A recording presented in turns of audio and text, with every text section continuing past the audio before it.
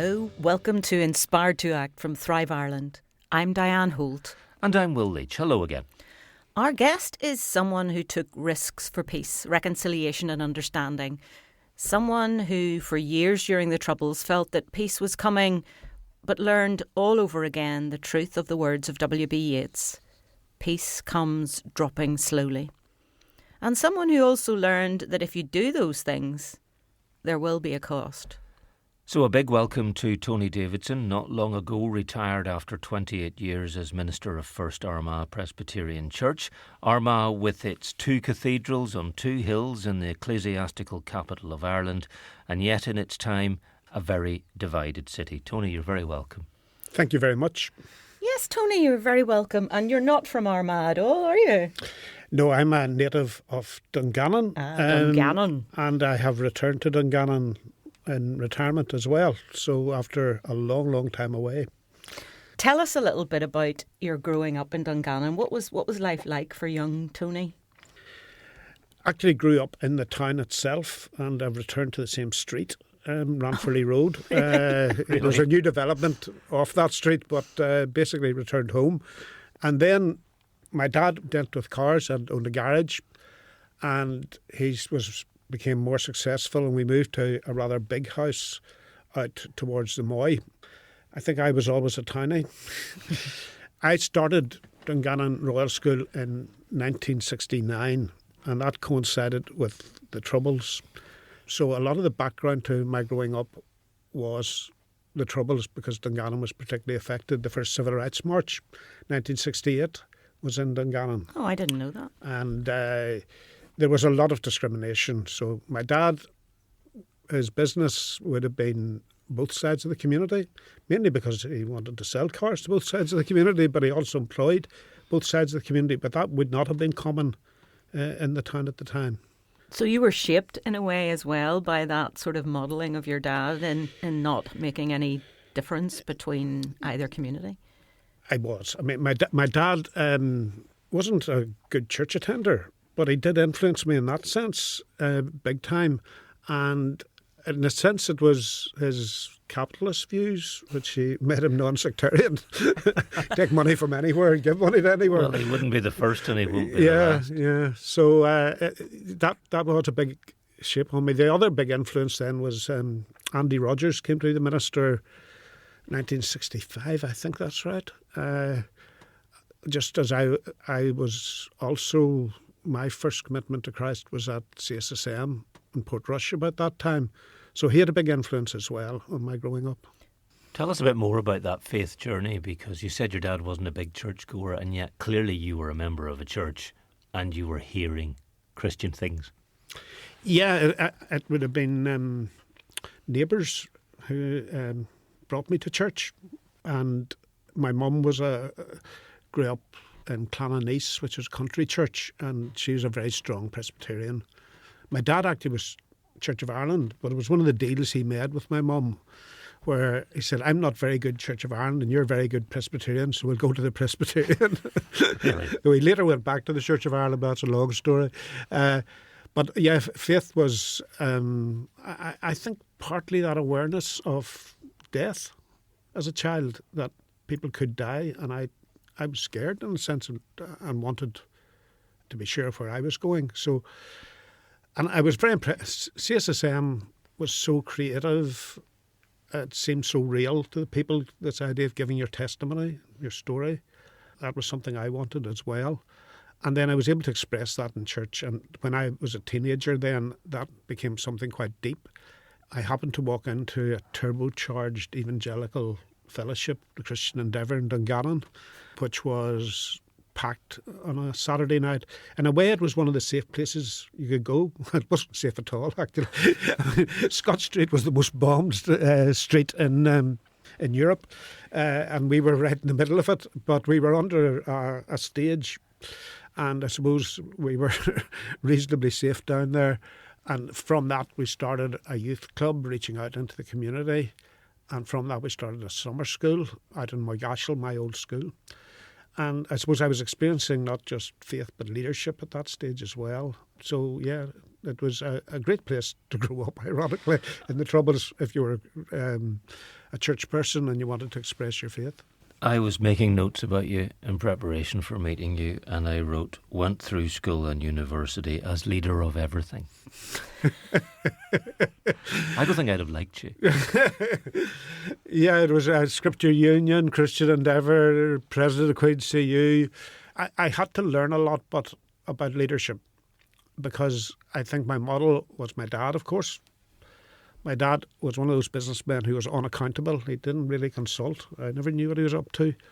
And I probably unconsciously was adopting that. That's a very different model from being a Presbyterian minister where you have to consult. And I think I had a lot of de-learning to do about Christian leadership, which was different. And I probably hadn't learned that as a teenager. You know. But there's a lot of diplomacy and learning to get on with people and small p politics, making stuff happen that needs to happen and all of that. Yeah, and there was a certain as a home of a businessman and a manse are not that dissimilar either. You know, there's people coming and going. I mean, my job always was, if my dad sold a car to a priest, it said, Tony, you have to talk to him. And he sold a lot of cars to priests. What about torque? Well, we miles per gallon? Yeah, I discovered there was a whole world out there that I wouldn't have met in Dungannon Presbyterian, but I was able to talk to those people, you know, and yeah, that I'm so thankful for that background, which, as I say, was not, it wasn't churchy. My dad didn't really like institutions much, you know. So. I'm really interested, though, in the fact that you were really drawn to being a leader. Where do you think that came from, and what was it that attracted you to that? Or did you sort of find yourself a reluctant leader because nobody else was stepping up? I think when there's 5 in a family and you're the oldest, that's part of it. And there's also that Polly Devlin, you know, Seamus Heaney's sister-in-law, wrote a book, All of Us There, about growing up in County Tyrone. And she grew up in a big family, and there's incredible competitiveness in a big family. So there was something about that, about being leader, I think, that drew me, which wasn't always very good, I'd have to say, you know. But yeah, was control a part of it? I think so. That's interesting. I think so. Yeah. And I see that you went to you studied theology in Aberdeen, but you were at Queen's before that. So what did you study at Queen's? I did modern and ancient history, and I've been reading this book about my first Armagh, and that's brought me back to the history department.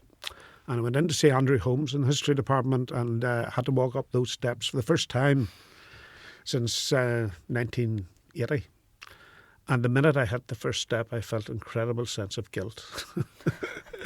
Because when I was at Queen's, I was wanting to be a Presbyterian minister. I was president of the Christian Union. But when it came to the history side, I read the minimum amount of books quickly. I wrote the minimum amount of words, and generally, didn't kill myself with history. That's so okay. We this did time, that in English and German departments as well. Yeah. We've all been undergraduates, and I suppose, well, part of the reason was that the reason I wanted to study history was to understand Irish history, and there was precious little Irish history being taught in Queen's, and I think only was doing maybe one course, which of course I did enjoy that. But writing this book, then I've decided to go the opposite way and be totally thorough and read everything. I was going to say, you're making up for it now. But the need or the desire or the ambition to be a Presbyterian minister clearly was quite strong and was there quite early. It was, and I suppose modelled through Andy Rogers, him and my dad, though my dad didn't go to church, we had a great relationship. They joked a lot, they enjoyed telling stories together, and he modelled in a way what a Presbyterian minister should be. He was a great pastor, a good communicator, and I suppose I was drawn into his circle very fast. So that was something I wanted to do. And why did you choose Aberdeen and not Belfast? I wanted to get away from the Troubles. I thought I lived here. This is from 1969. We're now at 1980. I need to get out of this so that I understand it. Not that I would leave it, but I needed to understand it. David Bruce had gone to Aberdeen, and he came back at Christmas, and I sensed it was doing him a lot of good. He was really enjoying it, and he was recommending it. So in a sense, I followed him as well. And it was brilliant. I mean, it did exactly as said. I was able to think out and do theology away, but I was constantly thinking about how this will sound back How will you apply it back in Northern Ireland? Yeah. Did the Presbyterian Church automatically place you somewhere, or do you have any choice? Or no choice whatsoever at that stage. It was I got a letter. You're going to be the assistant minister in Stormont Presbyterian, just up the road here, and that's where I went and served there 4 years. It was during that time I started to think more about the Republic of Ireland.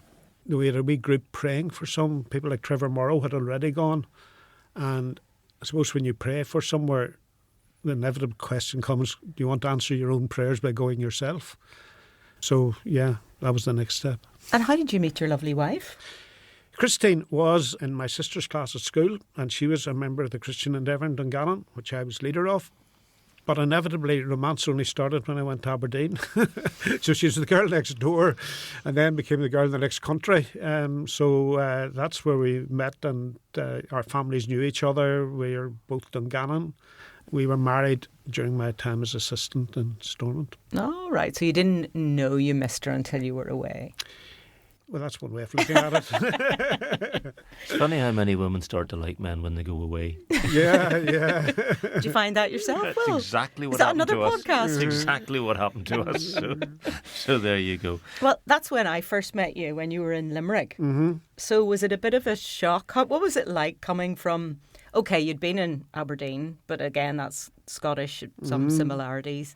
But the Republic, having obviously lived there for 4 years myself, and you were even further towards the south. Yeah. We were in the west, I think, which is very different from Dublin as well. Is. And we loved Limerick. I mean, I think it allowed me to get space, to get away from family and to get away, in a sense, in the Presbyterian Church. It was a United Presbyterian Methodist Church. Yes, I remember that. Under what's called the Alternating Ministry Scheme.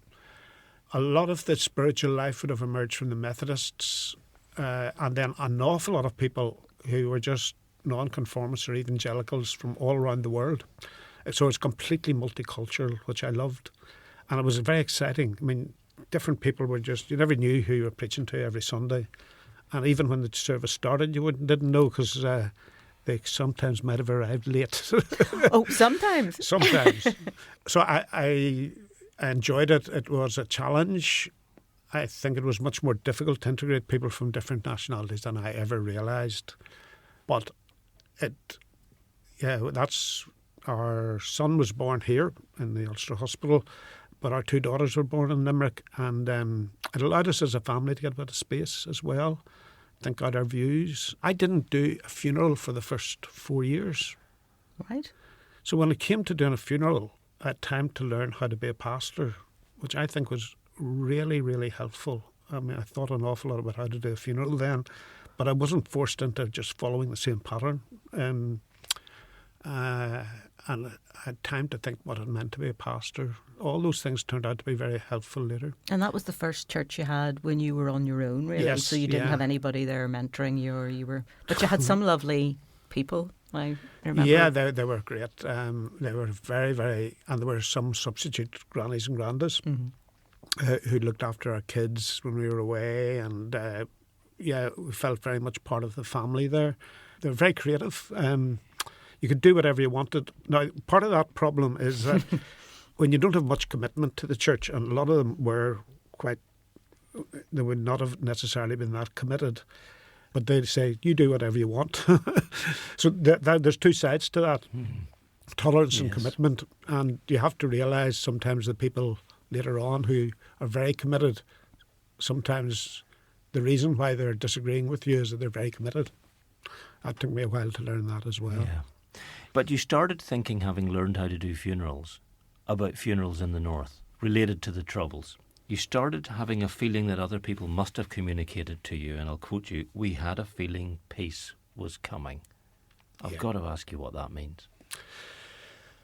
I suppose it was one of the big things that happened in our Limerick days was the Enniskillen bomb. And that day, most of the people who were killed in Enniskillen were either Presbyterians or Methodists. So the next Sunday, instead of the service being in the cathedral, we happened to meet that Monday night, and somebody was an elder in Limerick said, why don't we host a service? I was incredibly naive. I mean, it was a prayer meeting service, but we couldn't get everybody into the church. They were right out in the street. And the mayor came along who had been to Enniskillen. So that sense that we were a sort of place, you talked about peace, came. My being a Presbyterian from the north actually helped that to some extent. And I suppose just living in the Republic, I started to feel there that there was a change coming. We started to pray intentionally for the north. And so every time there was somebody killed in the Troubles, we prayed specifically for that family. And that does bring you into that space. So in the same way as I was praying for the Republic of Ireland 8 years before, I was now praying for the North, and the inevitable question came, would you go back? Which we did. But I could feel that coming in the South, that there was a movement away from violence. Enniskillen really was crucial, I think, more in the Republic than the North in changing people's minds. And that support for violence was dissipating. And I think the Republican movement were beginning to feel that pressure which was coming from the South, which was more than political pressure. That was a cultural, moral pressure. And why Armagh? Because it was vacant and asked me. Yes, I needed a job. No. Yeah. If you hadn't felt called to it, though. I did feel called, but it was, because I was in a contract, it was an 8-year contract, I literally needed a job. And Andy Rogers was moderator and was doing a presbytery trip, and he phoned up and he said, First Armagh's vacant, what do you think? Now, First Armagh was the most formal of churches, and Limerick was the most informal of churches. Yes. So my initial reaction was, I don't know that I could do that. But weirdly, I did want to go somewhere that was had been affected by the Troubles. So I wasn't necessarily feeling called to the east of the province, which wouldn't have been as badly affected. Also, it was reasonably close to home, and for the grandchildren, for my parents, it would bring them close home. So, yeah, I think, but it was mainly that they wanted me.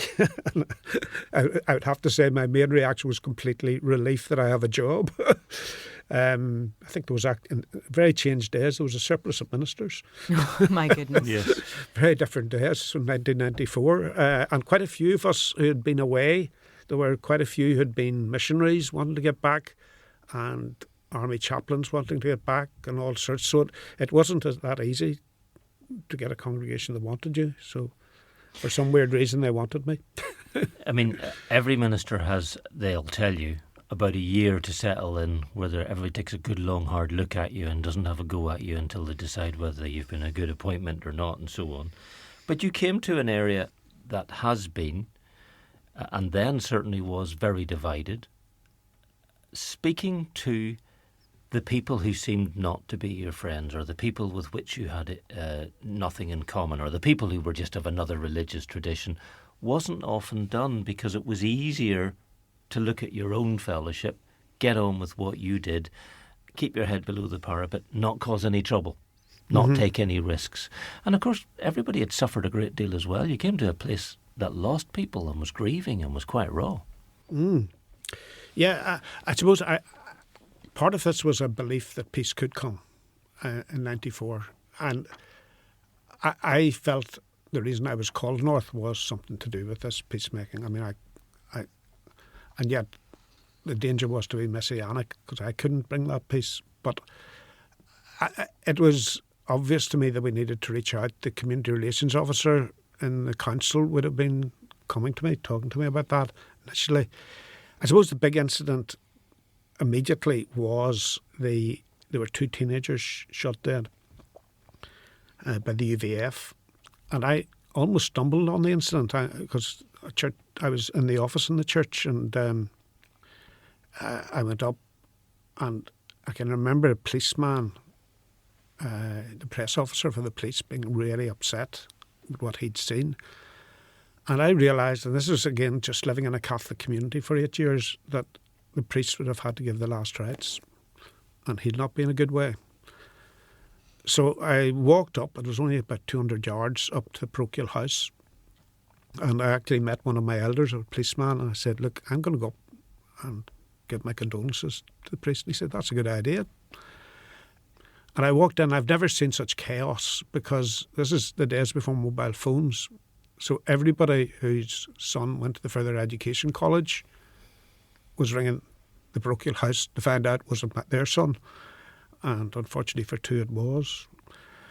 So Bill Cameron, who's the minister in First Katy, he was moderator of Presbytery, Bill and I went out to both those houses. And it was obvious that they suffered the same way as people in my own community had suffered. And they were tit for tat at that time. I mean, I went to quite a few on both sides of the community.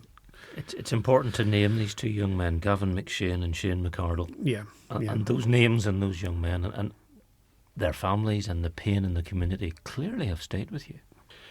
Yeah, I mean, I'll never forget there was one who was, when you saw him in the coffin, and he was perfectly all right apart from the bullet.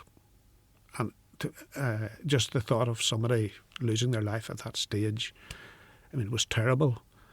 And his mother was so wise and able to handle her grief and so dignified. That made a big impression as well. And I think the congregation, I mean, I left flowers on behalf of First Armagh. I mean, I was saying to them, people in our church, they don't support the UVF. This was something that they would never, ever agree to. They found it horrifying. And in that sense, I was protecting them from retribution too. I don't know if that was always understood, but that's how I felt at the time. So it was that was the last kick, if you like, before the ceasefire, which wasn't that long afterwards. By August, we had the ceasefire. But there were other deaths that you knew, deaths of soldiers. Oh, County Armagh, just coming up to in 1994, was really, really bad. And most people in First Armagh, there was only one direct victim, but there were lots of people who had cousins. I mean, if you dug at all, or friends, everybody had a story. Everybody had a story. And they carried that grief. And the other thing was, it made hope very, very difficult. Because if you think there's going to be a ceasefire, there's going to be peace, and then you're disappointed. There were so many times when they thought that and they were disappointed. Because I'd had this breath outside and I'd been in Limerick, I could see it coming. But I think most couldn't see it. And they were too close. They were too close. You see, that's a remarkable line from your book. One of the tactics for developing resilience in those years was to withdraw hope. Yeah. And it's not that that's what you did, but it's what you saw. Yes. Yeah, you just withdrew hope. And I think generally for the Protestant community, the Good Friday Agreement was really difficult because they just couldn't see it coming. I think the Catholic community had a lot more dialogue before, a lot more thinking about it, a lot of that realisation that this could actually happen. But I think for the Unionist Protestant Presbyterian community, that was much more difficult. Which is really sad because, you know, the whole point of, or the whole aspect of hope within the faith of Christianity is so strong. You know, we are the people who are supposed to be casting that vision of what God's intention actually is for the world. And we are a people of hope. So that's very, very difficult. It's very. Having said that, I think there was a movement in the 90s. I mean, I wasn't on my own here. There was something going on, and you were at the first Coleraine Assembly, Diane, singing. I was indeed, with my perm. The second one as well, the Coleraine Assembly, where Michael Cassidy spoke and Eugene Peterson. I think there was a great movement for peace emerging at that stage, and it was seen as part of your Christian commitment to work for peace. I don't think, in that sense, I think I wasn't on my own, and that Econaí was part of that. Mm-hmm. Which emerged, you've had an interview with David Porter. So I was part of that, and I didn't, in that sense, I didn't feel on my own, but I had to get up to Belfast to experience that. I was going to say, when you're at the coalface, shall we say, of mm-hmm.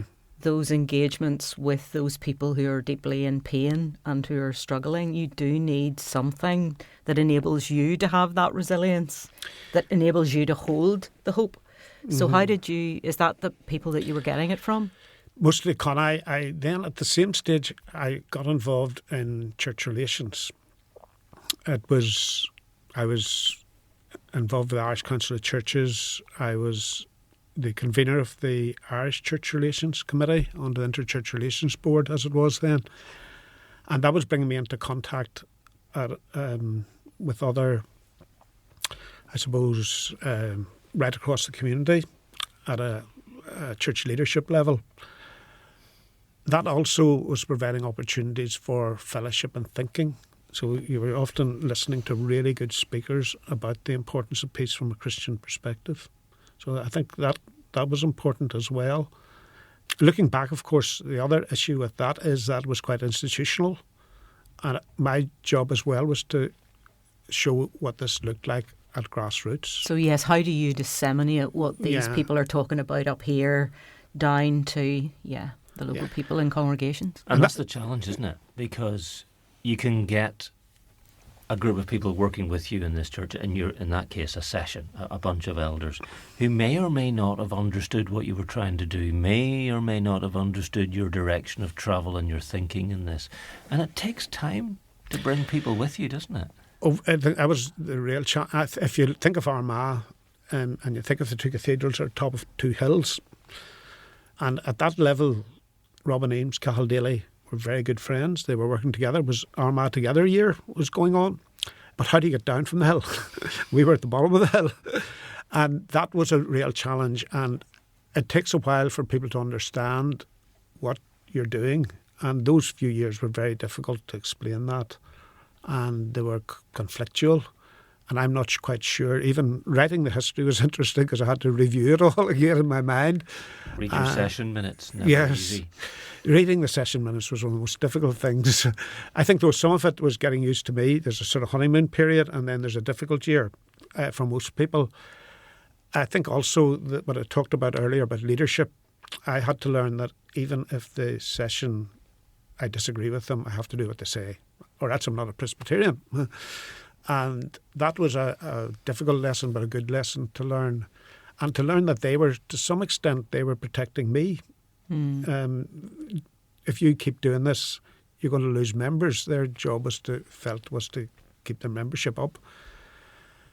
Thankfully, that didn't occur. Actually, numbers stabilised and went up, if anything, and some people joined because of the sort of movement I was bringing them towards peacemaking. But some of it, I have no idea how I survived. I mean, when I read those minutes from the 90s, I couldn't believe. I think somebody in the future will not believe that it's the same signature 28 years later. You would normally assume that they were pretty rough, that well, let's you would nail leave. this down. Were they hoping you'd leave? Were they hoping you'd go? I think some might have. I think the majority weren't hoping that, but I think there were definitely a group that would have. Or wondering if it might have been better if. Yes, I think so. It would be better for you and for us. Yeah, but that did change. I would say once about the year 2000 it started to change, and I was getting very warm vibes. Is it something about this idea, we talked about it at the beginning, that your dad sort of modelled something to you, and actually what you were doing was modelling something gently, and you're saying, you weren't pushing back, you weren't trying to be that really I suppose dictatorial leader, but you in the Presbyterian model, you're enabling them to continue to make the decisions regardless of what that maybe meant. Yeah, peacemaking's not a place for shrinking violets either. No.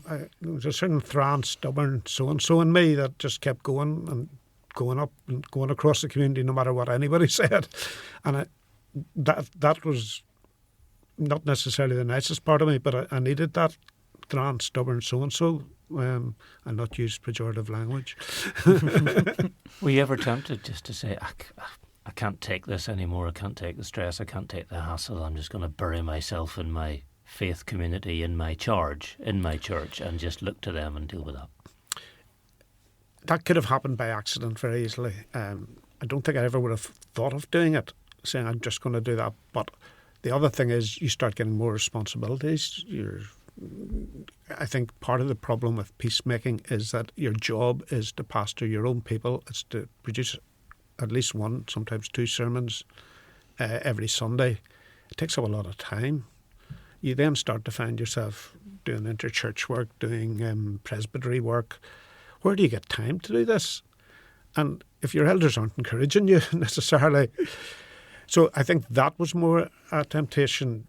And to some extent I fell into it, because I think even trying to remember to not just visit crisis people, because there's always crisis, but to go and visit your younger families who, I'm not sure I was able to get all that balance right, but that's only me looking back all these years on.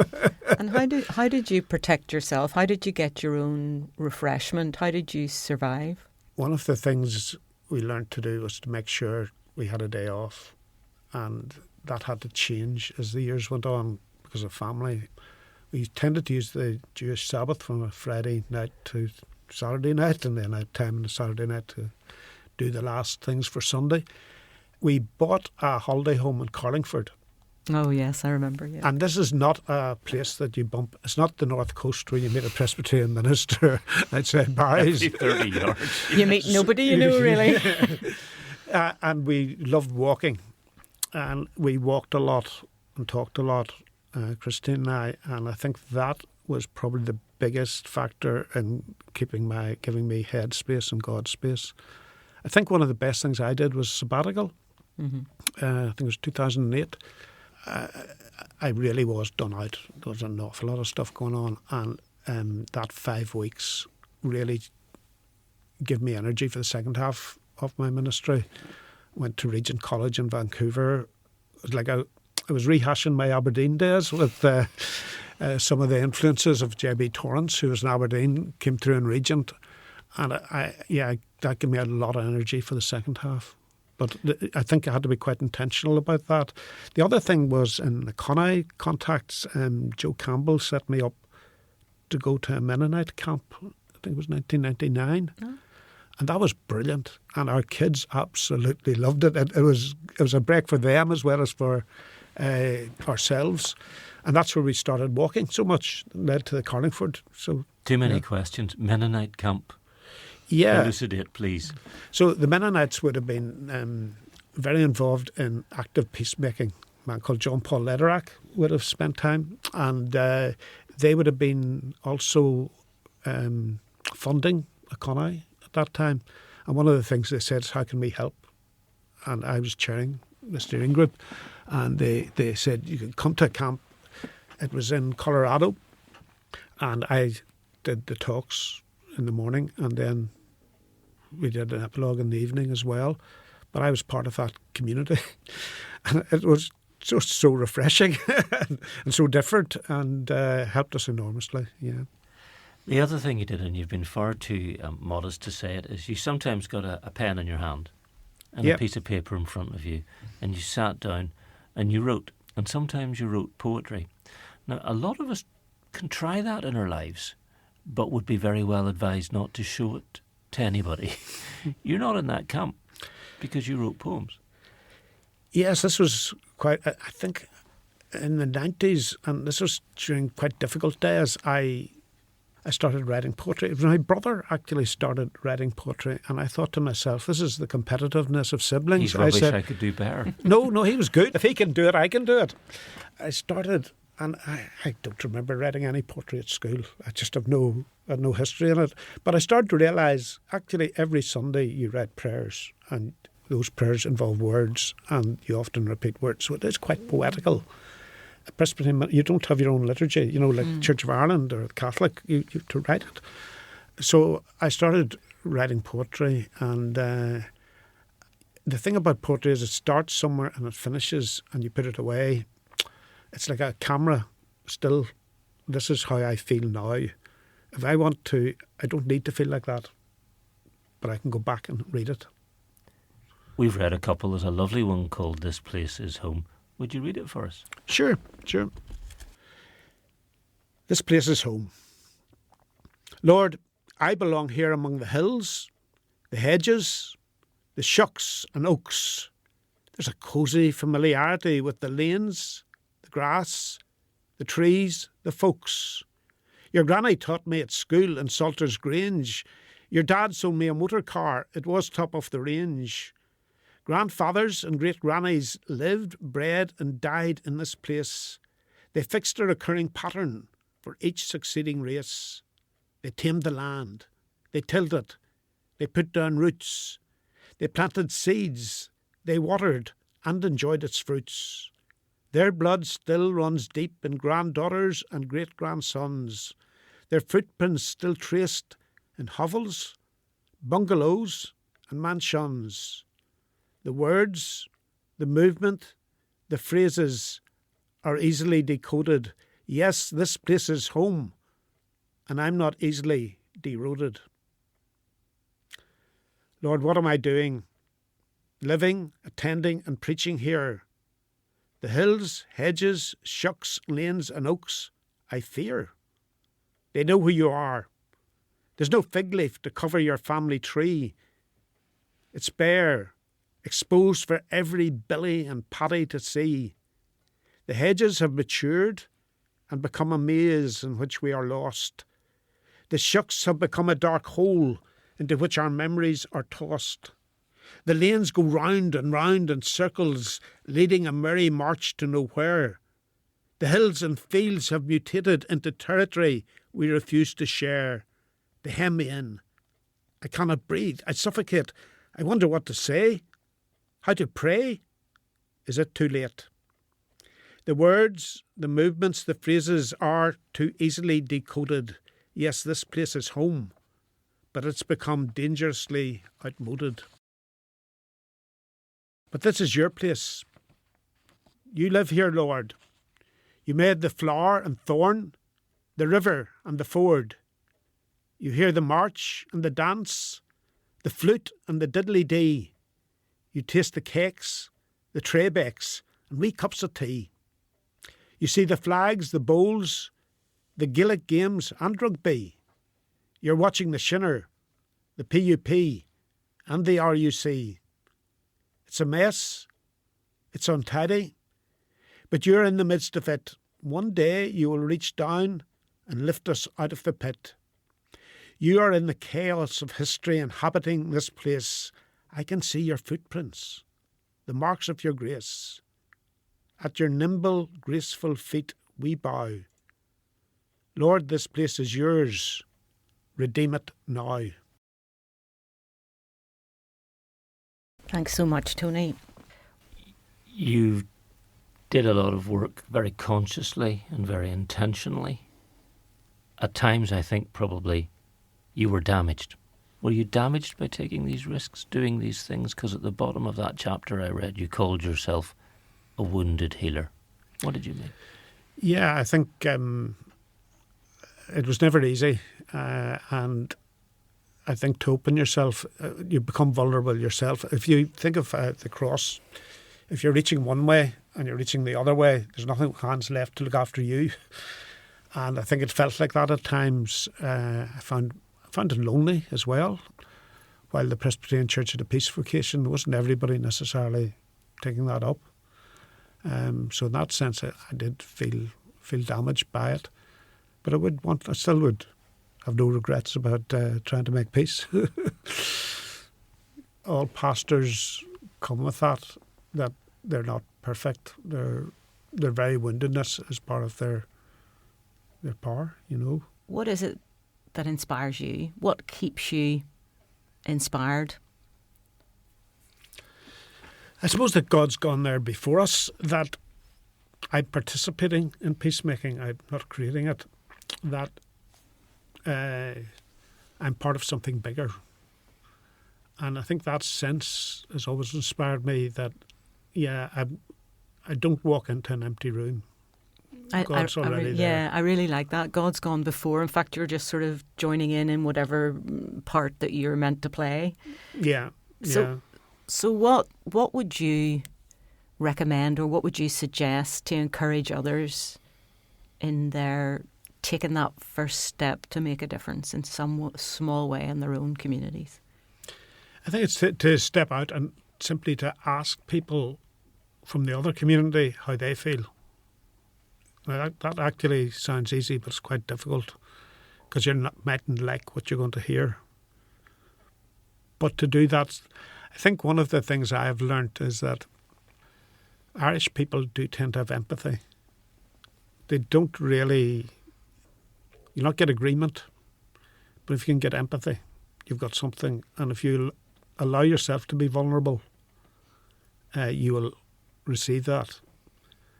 So I think that, yeah. Relationship and vulnerability and and all relationships involve some level of vulnerability. And listening. Yeah. Tony, thank you so much for just being so open, and thanks for talking about your journey. Thanks for talking for quite a while and it not feeling like it. It's always good. It's always good, and it's really special, and there's a lot in what you've said to us today. So thank you so much for coming and joining us, being so candid and reading your poem, writing it so beautifully and reading it so beautifully as well. And thanks to every one of you for listening. And thank you to the Community Relations Council and also to Commission Christian Radio for making Inspired to Act possible.